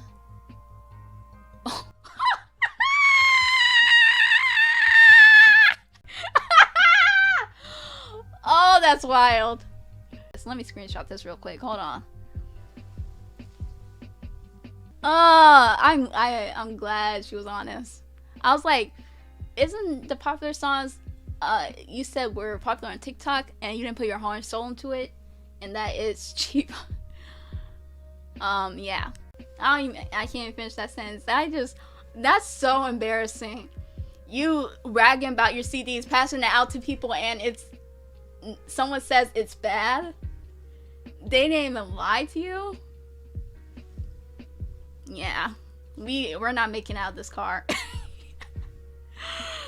I'm not gonna make out this car. I'll tell you that much. I'll ask you to leave, and we're driving into a tree. Ouch! You've heard a lot of negative thoughts about your music, but it felt like she just got your ass after that one. She probably hears a lot of music from the performers and you didn't live up to her high standards. But not everyone can be a lover. You shrug it off as you look towards the car parked in front of yours. You take a deep breath. Swallow that pride, Malik. Nobody wants to see that. Fine. Fair. Not everyone has to like my style. It isn't about your style. I know what you're going for. It's just... you need to find the beat to match. I've heard a lot of rappers. I'm in here every Friday. I have to get back. You're not given the chance to reply before she's leaving your car and walking back towards the shop. You jog to meet up with her, stepping ahead of her to open the door. You're smooth with it as you lean down to whisper in her ear, the nervousness of earlier dispersing in the evening sky. Now your confidence is in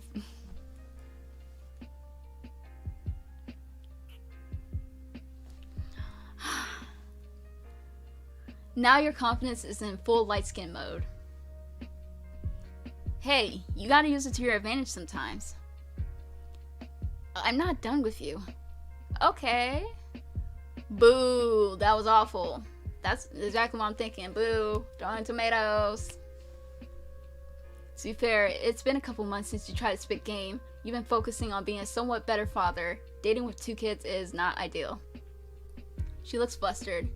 You have to give yourself a point for that dub. Malik 2, Yolanda 1.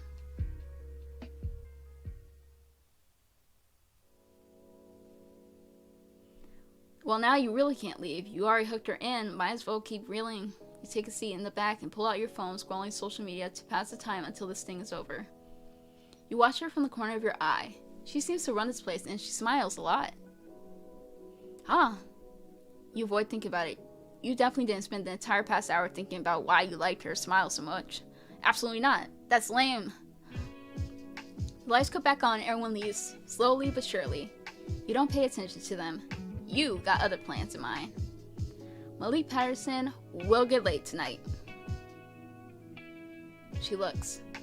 At peace as she clears the set. You decide to be the gentleman and help her out, reaching down to pick up the mic stand she was holding from the ground.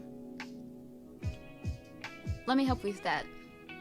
She looks surprised when you help her, but you don't pay it any mind. It's all part of the charm. You pick up a few more mic stands, placing them where the others are grouped near the back. You know, you don't have to do this. You could have left when everyone else left. I can't be a good guy? Wow, what a world we live in. Yeah, that gets a laugh out of you. Being an unironic incel isn't that funny. Hey, I didn't choose that. That was all him. Bro, you're making me look bad in this gameplay. Yeah, that gets a laugh out of you. Being an unironic incel isn't that funny. She even rolls her eyes at you. Ouch. You bring your hand up to your chest, feigning offense. Fine. Can you put this by the other mics in the corner? Sure thing, princess. Okay, maybe you didn't have to say princess, but it got her too worked up again. And honestly, that's another point for you. Malik 3, Yolanda 1. You take your time as you try to properly organize the mic stands. You're trying to make a good impression, or that might just be the perfectionist in you. You really can't tell at this point. You know you don't have to. I know, I just wanted to make a good first impression. You didn't have to say that, but you guess you made up your mind up. First impression? You like what you saw today? You let out a laugh, abandoning your task before striding towards her. You get a bit closer than a stranger would be, leaning your hand against the beam behind her as you look down at her with a smirk. It's time. Your favorite part of flirting, the parades. I like it more if you listen to more of my music. Nah, I like what I'm seeing right now. I like what I'm seeing right now. Was that too much? It felt like too much. Well, was it? You used it before, but there's no way she could have known that. Could she? Bro, don't act like I haven't heard that one 1,000 times. You're gonna have to do better if you want anything to do with me. But I feel like it would be disrespectful to be like, hey, listen to more of my trash songs. Like, I would actually walk out of my own business, house, all of it. Ouch. For a woman this calm, she's feisty. You would like that in a woman, someone who can talk back. Too many women allow you to get away with your stuff instead of calling you out, and that's boring. You like creating chaos when you know you're gonna get punished for it. Punished probably isn't the right word to use there. No, you might be a masochist. Fine. I tell everyone to go home. I'll clean this place myself. What? You think cleaning is gonna win me over? Man. You realize you don't actually want to do that. Okay. Let's backpedal a little. Oh, I was kidding. I wouldn't do that. Uh-huh. Unless you want me to. You need to stop talking. Quick, how do you get out of this? Wait, that's easy. Just look like you're joking. You smirk, and once you notice you're still standing over her, you take a step back to give her some room. Thank God you showered and brushed your teeth before this. If you really want some, you're gonna have to try a lot better than that. Alright. Yeah, you were not expecting that one at all. She really got you there. You didn't expect to have to try so hard tonight. Guess you have to bust out the big ones then. Shh. Fine. What do you want? Don't you have the rest of a mixtape to show me? Oh, so you do want to listen to more of my music. You perk up, but you can't show your excitement. It'll scare her away. You haven't had much luck being vulnerable with women. Wait. Didn't you say it was awful? Now is she trying to get in your drawers? Man, women these days are too confident. Not that you have anything against a confident woman, you just don't need a hard-on in public. Especially in front of a woman you just met. You wonder if she's into doming. Yeah, but I still have to listen to the whole thing. Yes! Yes! God! Yes! You won! You finally won! And there you were thinking this was gonna be a bust. Again, you calm yourself down. She can step away from this at any moment, and the thought of that is a little scary. Usually the women you mess with are wrapped around your finger, but she's acting like she couldn't care less. Honestly, it's hurting your ego, but you ignore it for the time being as you reach into your bag to grab your keys. Then let's go. You don't get close to her this time. You dangle your keys above her head instead, realizing she's not as short as you thought she was. You could just lean down and...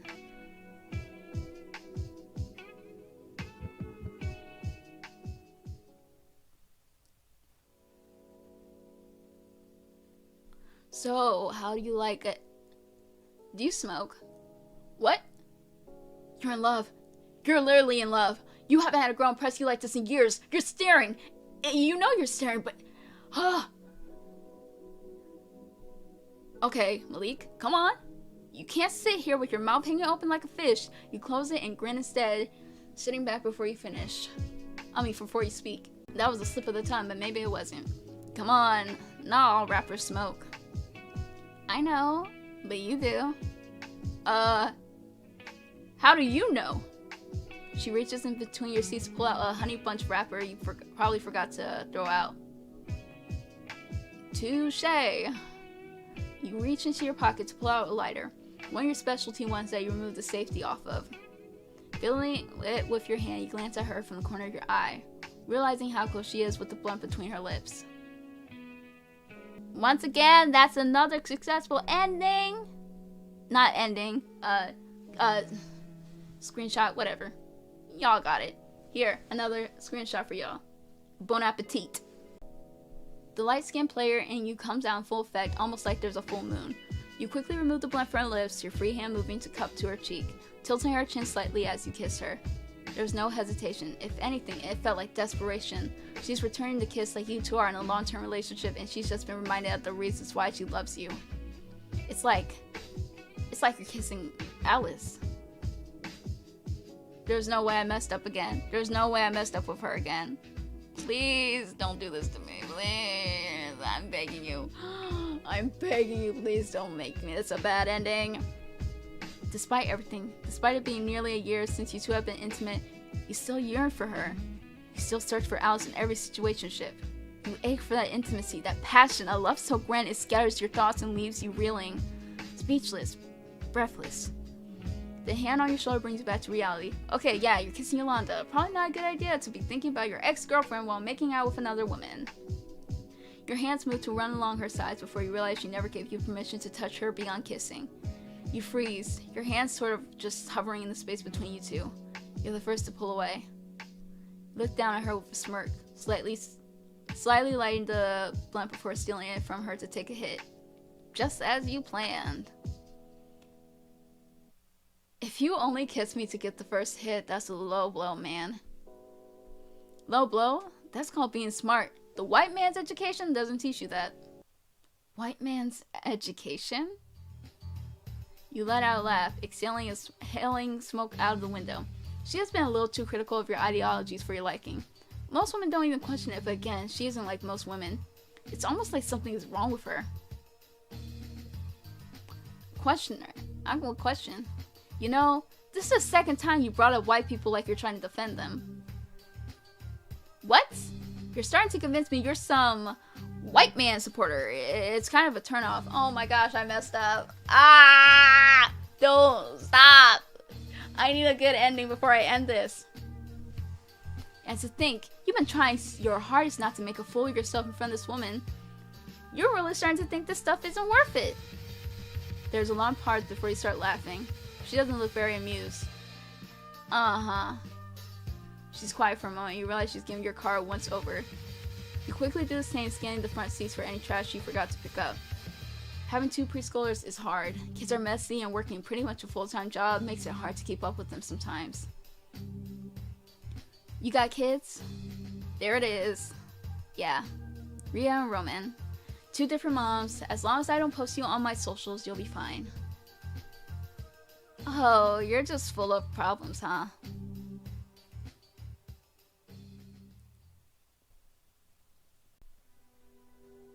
It hurts. It hurts so bad that you'll give her a point.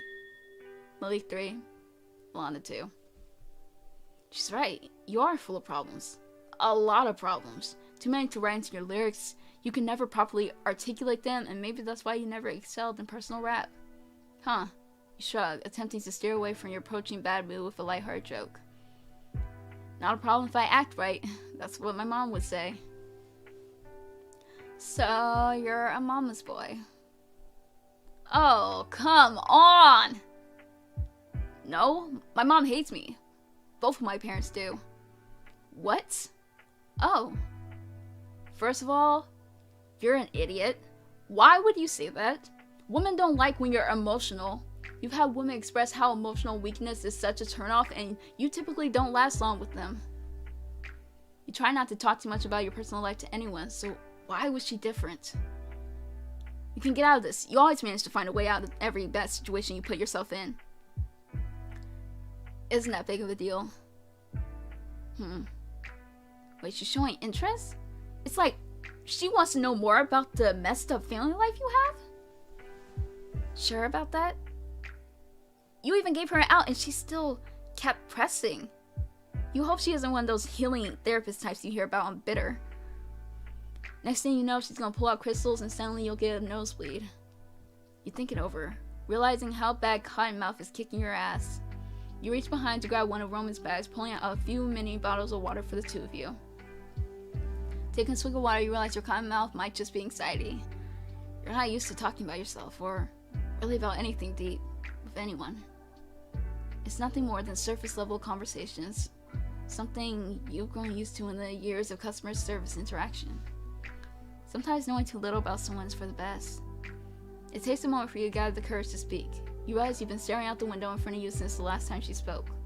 Has it been seconds? Minutes? You take a deep breath before speaking. She did ask for this. I'm Ghanaian. Both my parents came here from Ghana in the 80s and started a new life. Dad even got a white-ass last name just to assimilate and follow the white man's rules. He met my mother and they fell in love, had a wedding, and yada yada yada. You know how this stuff goes. One of the things you completely resent your father for, the way he assimilated to American culture just to fit in, then did nothing with his life after. Now you're stuck with a white-ass last name, and half of the Ghanaians you know don't even think you're one of them. I still think I'm an accident, but growing up, my father always seemed to hate everything I did. I was really into art growing up, and one day my father got so fed up with my stuff that he banned me from drawing. Forced me to read books and focus on medical stuff. They wanted me to be a doctor despite my dad driving a cab for 30 years.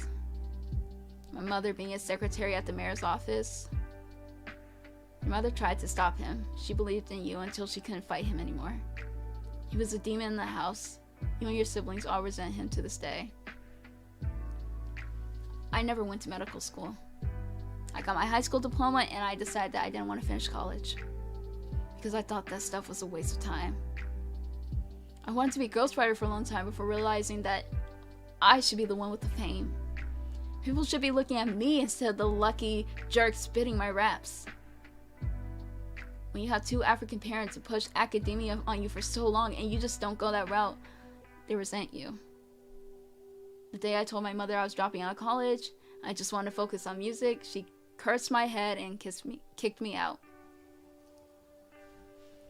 You realize you probably regret doing it, but that moment still traumatizes you to this day. You can't even go to your childhood home without reliving the moment over and over again.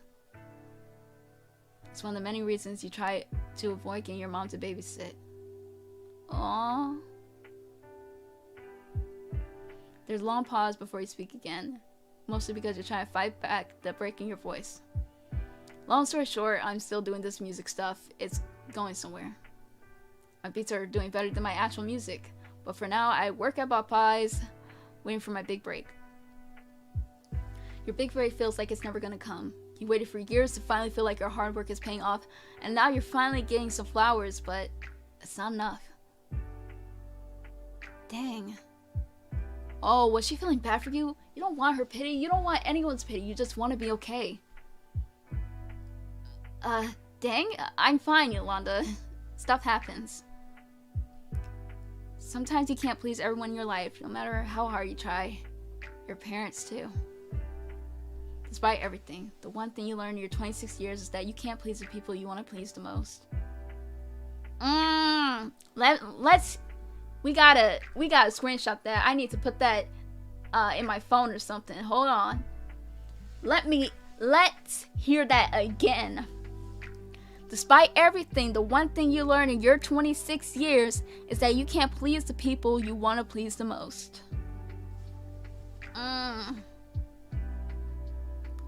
Let's get back to it. You remember back in the 6th grade when you came up with a report card full of A's and your father didn't even praise you. Instead, he yelled at you to go take out the trash. It hurt. You stopped putting that much effort into school after that. You realized it wouldn't matter no matter how smart you were. Besides, it was either not going to college or getting random girls pregnant. That curse was meant for my head. You laugh, a genuine laugh. You never believed in curses until your mom cursed you, and now you're suffering by her hands. No matter your connection to God or whatever higher being you believe in, you can't seem to lift it. Sometimes you believe the curse will be removed once you make things right with your mother, but... 2 girls pregnant. You have 2 baby mamas. You scoff, almost like she insulted you, which wasn't the case this time. That first one wasn't my fault. We used a condom. It didn't break either. I feel like she did some shady stuff and got herself pregnant. You realize how much you're grinding your teeth and decide that you don't really care enough to get angry over this. You take a deep breath, leaning back in your seat as you look out the window.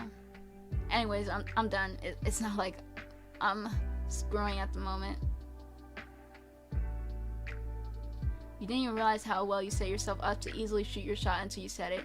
You couldn't help but grin as you leaned over to speak quietly. I could be. I live upstairs. Oh, nice.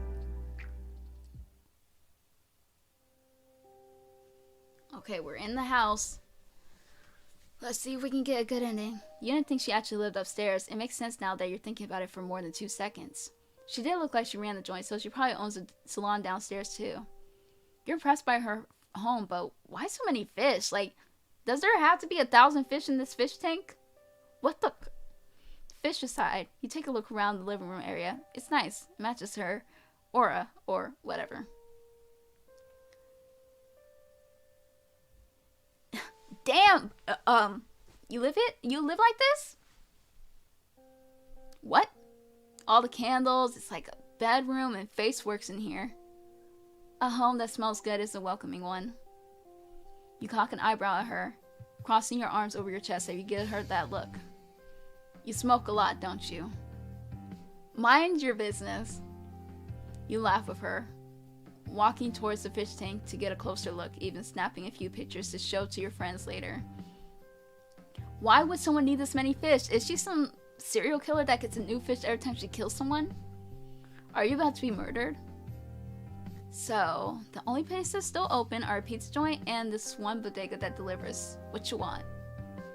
Her voice brings you back to reality. You walk towards her to look at the menu in her hand before you remember the most important thing. Ask her to pay? Nah, you didn't give me a 50-50 option. You know what? I'll pay. Really? You know you don't have to. Nah, it's fine. I gotta be a gentleman. Goodbye, Beesies. You'll get the new pair another time. You pull out your phone, looking over the menu with her before placing your order, and of course, your card gets declined. Sir, stop. I feel so embarrassed. And I'm not even actually you. You try again and still declined again. That doesn't make sense. You should have money in there. It isn't like you've been irresponsible with money lately. Besides, you just got pay raise and got off child support for both your kids since you promised to see them more often.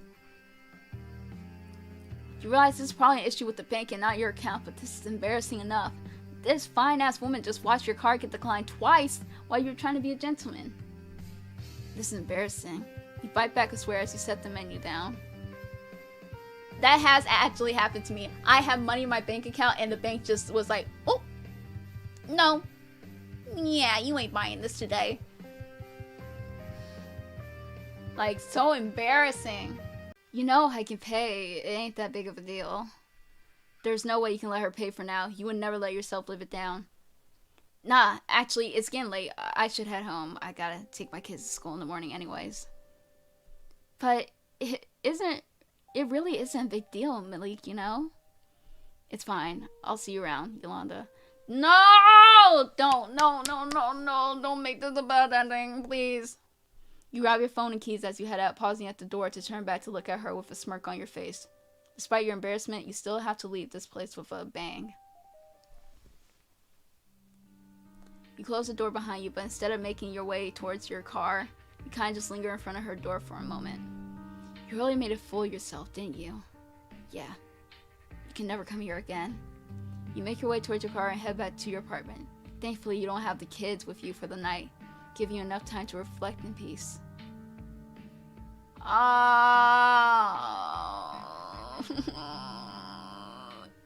What does that say at the bottom? Y'all are wild.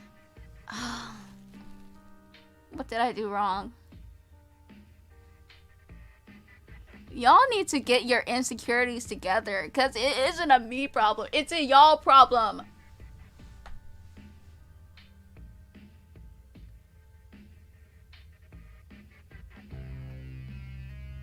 Wait, I can unlock 29 stuff?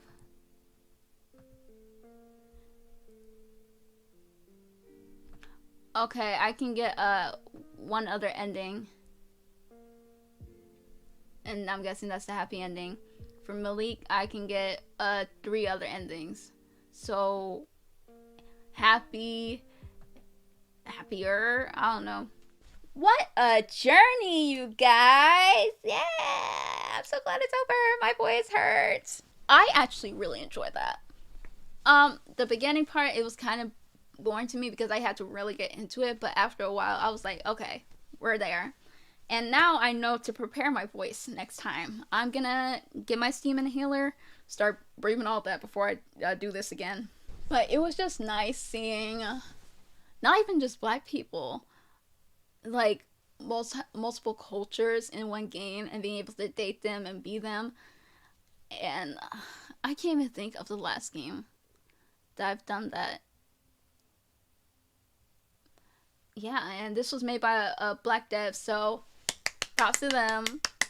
I will be playing this again. Uh, it was just so nice. It was just so nice to see myself a little bit and, date black people. Because I never done that. I think, no, that's not the first time I did that in a game. But hey, I have multiple options of black people. It wasn't one black person. That I can give props for. Except it was only one black person. Yolanda. So technically, anyways, that doesn't matter. It was fun. It was funny. It was relatable, and I love that in a visual novel dating simulator. I guess this is more of a visual novel rather than a dating simulator, and it's short too. Like it was like an hour each. Not even an hour, like 45 minutes each. So it's possible. Apparently, I only have volume 1 of ValiDates. I guess I gotta get volume 2.